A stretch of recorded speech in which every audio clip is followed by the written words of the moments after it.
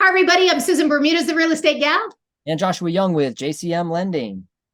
And welcome to the breakdown, your Arizona real estate trends and lending insights. Today is Wednesday, November 29th. So happy Happy hump Hump day. Day.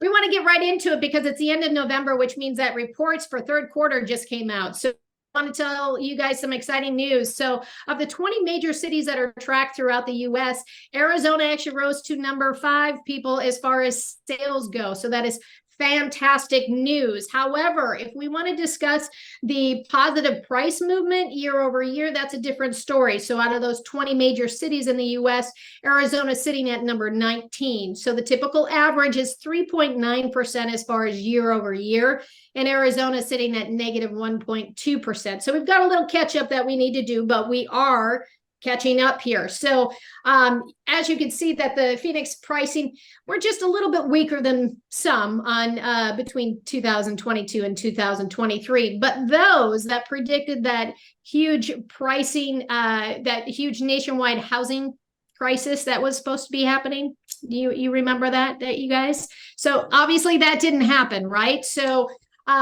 there's no surprise there. So let's get into the inventory. So a year ago we had probably about 1,000 more listings that we do today. So but the good thing is we're still sitting over 16,000 listings. Remember, a healthy market for Arizona is somewhere between 21,000 and 22,000. So we're still under where we need to be, so we still have a supply issue. However, we're catching up here. So but what I wanted to go through is that even though that we're showing a positive response to what's happening in the interest rates here, we still need more inventory. So if you're a seller out there, please understand we are still in a seller's market. So when we look at the 17 cities that we track here in the Phoenix metro area, 10 of those 17 cities are still sitting in a seller's market, guys. So we have low inventory, and plus we're still sitting in a seller's market. So a couple of the cities that are in a balanced market is still going to be your Peoria and your Cave Creek.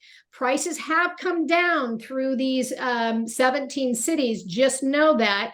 However, if you're an active buyer out there, you need to listen up, because these are the cities you should be focusing on. And that's going to be Surprise, Buckeye, Queen Creek, and Maricopa. Those are all sitting in a buyer's market. So if you need a home, focus on these cities, because you're going to get a little more bang for your buck out there. So with everything that's kind of going on right now, I'm super excited to kind of turn it over to Josh, because there's some exciting news in the lending world. Right, Josh?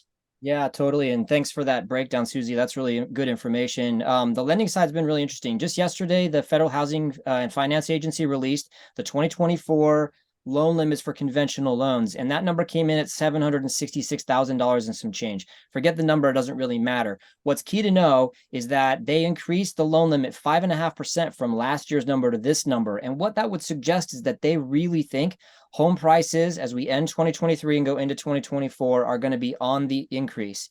And again, as you just mentioned, Phoenix is maybe lagging that, but hopefully as interest rates come down more and more into 2024, Phoenix is going to begin to catch up. It's a really strong economy we've got here, and I really believe in this market, so watch out for that.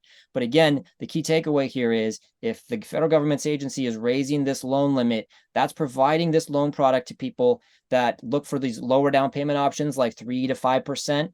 And so you can basically buy a house near $800,000 with 5% down, or even less in some cases right now, which is just crazy. So this program is there to meet the needs of these people as the home prices continue to increase. And clearly they think that the prices are going to be strong next year. So that's the key takeaway from the lending side. Once again, we appreciate you guys watching. We love for you to put a comment down below. Certainly like and subscribe if you haven't done that already. We're going to keep bringing this weekly content to you, and we hope that it's valuable. All right, guys, until next week, we'll see you later. Have a good one.